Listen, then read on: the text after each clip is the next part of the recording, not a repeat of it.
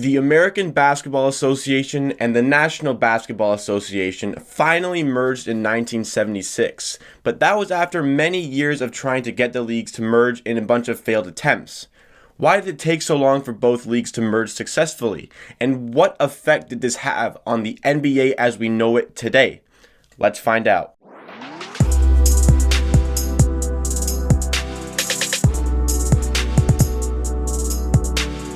What is up, everybody? Jacob Malone here with Amateur Hour Sports, where we give you raw and unfiltered sporting content Monday, Wednesday, Friday, and Saturday.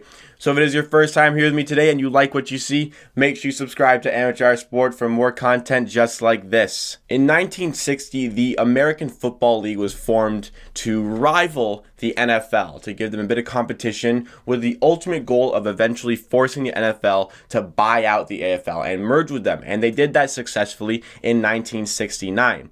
And in the late 60s, there were some basketball minds with the same idea, creating the American Basketball Association, the ABA, a league to give a bit of competition to the NBA, which had taken a bit of a monopoly on all of basketball. Again, with the ultimate goal of having the NBA buy them out, getting a bit of profit. In 1971, the merger was all but completed, and in fact, a lot of teams and owners and coaches simply just assumed that the merger would take place, and that's how they prepared for the next season in assumption with the merger. Then, all of a sudden, it all went south. When the president of the NBA Players Association, Mr. Triple-Double Oscar Robertson, filed a lawsuit against the NBA in regards to the merger. The lawsuit was filed on the grounds of antitrust law, which is also known as competition law. The law is in place to have competition in the marketplace so that one company can't just monopolize it and dominate it. The fact of the matter was, because of the competition between the two leagues in signing top players, NBA players and ABA players, for that matter, were making a lot more money because teams had more competition in signing these players.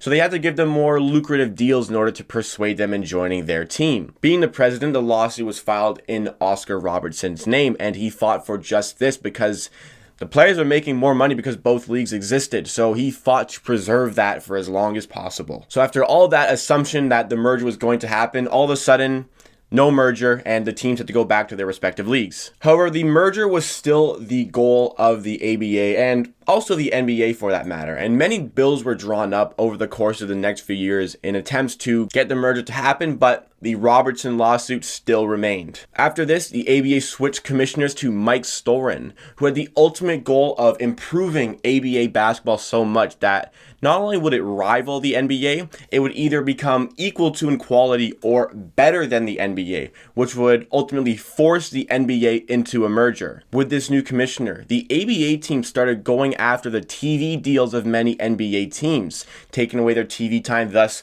taking away their money. Also, ABA teams started going after established NBA players, trying to lure them over to the ABA. In anticipation of the merger, NBA teams and ABA teams started to collide on the court in, we'll call them exhibition games, but they had a little bit more on the line than just a mere exhibition, as both teams wanted to prove which league was better in these games. The NBA and ABA All-Star teams collided in the 1971-72 season, where the NBA team prevailed by a slight margin of 125 to 120, a closely contested contest. From 1973 to 1975, teams from the two leagues played against each other in preseason games, and I stress once again that these weren't just mere exhibitions. There was a bit more on the line for these preseason games. In those preseason games, the ABA teams seemed to come out on top more often than not. In fact, in 1973, ABA teams went 15-10 against NBA teams. In 74, they went 16-7, and in 75, they went 31-17 against NBA opposition. All in all, it looked like the ABA had NBA's number when it came to playing against each other. And mind you, these were preseason games, and it seemed like, well, maybe the NBA teams weren't exactly trying as hard as the ABA teams because they were already the proven NBA teams. The ABA teams wanted to prove that they were established and that they could compete in the NBA. However, many box scores seem to illuminate the fact that a lot of NBA teams were going all out in these preseason games, playing their starters 35 to 40 minutes, trying to show up the ABA. It was almost like before these preseason games started, the NBA came into the games thinking, oh yeah, we're going to show them now we're the better league. And the ABA just went out and, well, they trounced them. pretty handily in terms of the records that you see from the games. By 1975-1976, the Denver Nuggets and the New York Nets had enough of the ABA and applied to join the and tried to persuade other ABA teams to join them in this application to join the NBA. However, the other ABA teams showed their allegiance to the ABA and refused to apply. Thus, the Denver Nuggets and the New York Nets were forced to play another season in the ABA. This proved to be the final ABA season. In the outrage of the decision, the Denver Nuggets and New York Nets sold out the other teams in the league by bringing forward the facts and numerical figures about the finances of the ABA and its lesser teams, as these lesser teams were barely staying afloat. Those lesser teams were significantly struggling from a financial standpoint, and it caused 3 teams to fold before the start of that season. Those teams were the Memphis Sounds, the Utah Stars, and the San Diego Sails, and it wasn't long before the next team folded, the Virginia Squires. ABA teams had no idea how to name their teams. Virginia were an unfortunate case because they were a good team with some great players, but due to some financial constraints, they were forced to sell some stars, and in those stars, it included future Hall of Famers and all-time greats Dr. J. Julius Erving and George Gervin. Selling these players were enough to keep Virginia afloat for a while as they got a bit of money. However, selling your stars causes fans to lose interest, and when the fans lose interest, you lose more revenue coming in, so it was almost a domino effect and a downfall for the Squires. Also, it didn't help that Virginia was what was known as a regional team, which meant that they had multiple home venues around Virginia, but that wasn't sustainable for an NBA team, and none of those home venues were in big enough cities to support an NBA franchise. Therefore, they wouldn't even be considered for the NBA merger, and they folded before the negotiations. As mentioned, the 1975-76 season was the final season of the American Basketball Associations, where the Julius Erving-led New York Nets trumped the Denver Nuggets in the ABA final. At this point, the Oscar Robertson lawsuit had been settled, and thus the final steps in the merger negotiations could take place. Of the remaining 6 teams, the Spirits of St. Louis and the Kentucky Colonels folded, thus allowing the San Antonio Spurs, the New York Nets, as well as the Denver Nuggets to join the NBA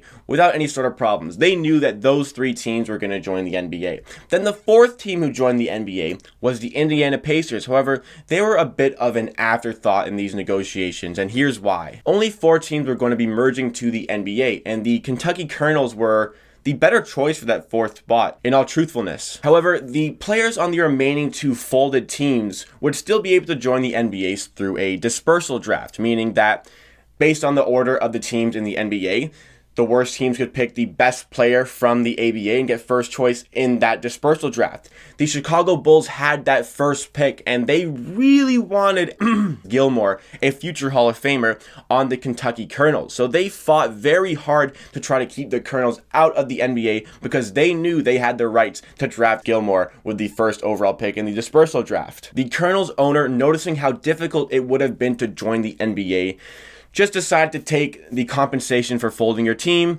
and went on with his life. By accepting that healthy compensation package, it freed up the 4th spot for the Indiana Pacers. Now, the merger teams were set, but the details about the merger caused huge ramifications throughout the entire NBA. Even today, the merging teams were treated as expansion teams, and therefore they had to pay the hefty expansion fee of $3.2 million. And for teams in a league that was struggling financially, this was not an easy payment to make. The ABA teams could also not receive any money from television rights over their first 3 seasons in the NBA, making it even more difficult to build a stronger team and reimburse that money they spent on the expansion fee. And getting even worse, they were not given any draft selections in the 1976 NBA entry draft. The New York Nets got the worst of it all, as since there was already a team in New York, the New York Knicks, the Nets had to pay an invasion fee almost by paying $4.8 million to the Knicks for invading on their territory, essentially. This was a fee that the New York Nets could not afford, even after coming off an ABA championship. And so they tried to sell Julius Erving to the New York Knicks for $4.8 million so they wouldn't have to pay it, but the Knicks denied this deal. And this is where the big story comes in, as the Nets sold Julius Erving, Dr. J, for $3 million to the Philadelphia 76ers, and that is where he became an NBA legend and one of the best small forwards of all time. Ultimately, the New York Nets traded their star player for a spot in the NBA, and overall, Probably a good trade, though it did kind of suck having to get rid of Dr. J. Also with Dr. J, went on to win an NBA championship with the 76ers.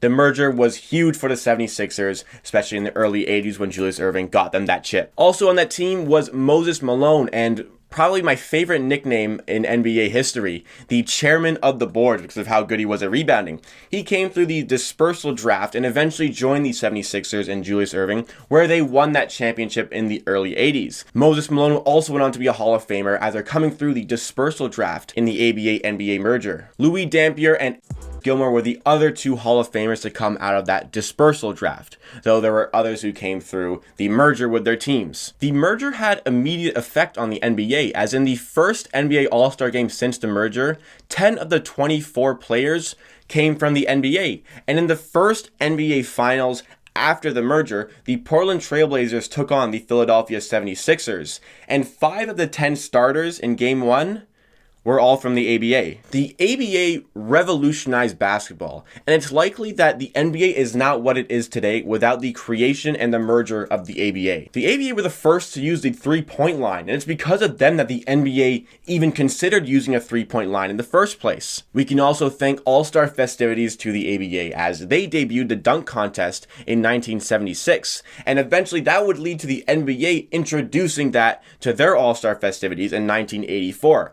Also, the creation of the three-point line for the ABA led to one of the best and most entertaining aspects of the All-Star festivities, the creation of the three-point contest. Also, looking at the NBA, if you look at any clips before the merger, you see how slow-paced and just big-centric the NBA was because there was no three-point line, there was no space, there was no pace to the game, but the ABA constantly had that pace and space approach. That's why when the two leagues faced off against each other, the ABA seemed to come out on top more often than not, because though they didn't have the size, they played smart basketball, and with the pace and space approach, spreading out the opposition and taking their shots, they had the ability to trounce those NBA teams who are used to a more slower paced game. So in the early 80s, when NBA teams started playing a faster pace and people thought it was revolutionary, all the ABA guys were like, well, we've been doing this for years. This isn't anything different for us. This ultimately changed the way the NBA played basketball. And for the better, if you ask me. I don't really like that slow-paced,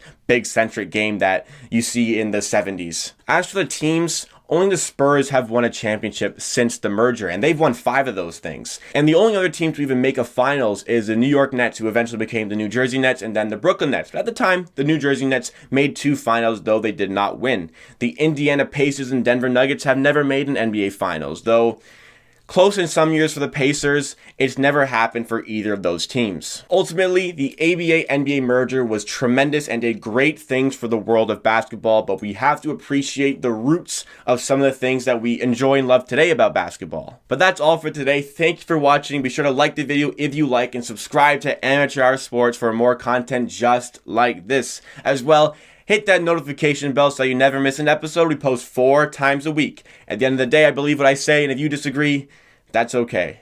See you again next time.